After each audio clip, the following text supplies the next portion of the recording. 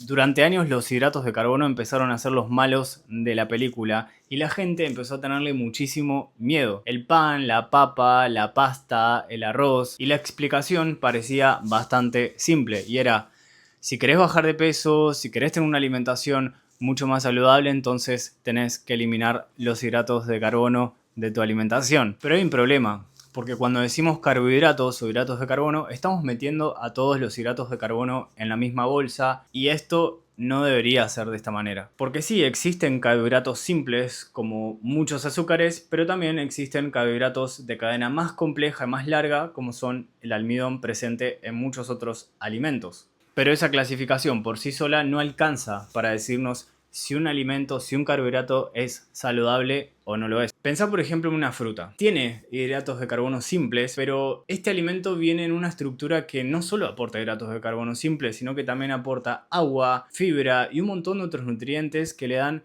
estructura para modificar mucho cómo impacta en cómo lo comemos y en cómo lo digerimos. Ahora, compararlo con una bebida azucarada. También tiene azúcares simples, pero estamos hablando de alimentos o de productos completamente diferentes, ¿o no? Y también pasa algo parecido con hidratos de carbono complejos. La avena, las legumbres, los cereales también aportan hidratos de carbono complejo, pero además aportan fibra y otros nutrientes que ayudan muchísimo a que sean excelentes opciones y alimentos para poder ingerirlos en nuestro cuerpo. Y no es lo mismo obtener tus hidratos de carbono de este tipo de alimentos que hacerlo de otros alimentos o productos como pueden ser las galletitas, los azúcares o diferentes productos muy refinados. Porque el alimento completo puede influir en cosas que experimentas todos los días. Por ejemplo, tu saciedad, tu respuesta a la glucosa y qué tan fácil te resulta sostener tu alimentación. Entonces quizás durante mucho tiempo nos estuvimos haciendo la pregunta equivocada. Porque en vez de preguntarnos si tenemos que comer o no tenemos que comer hidratos de carbono, la pregunta correcta en realidad sería: ¿de dónde vienen estos hidratos de carbono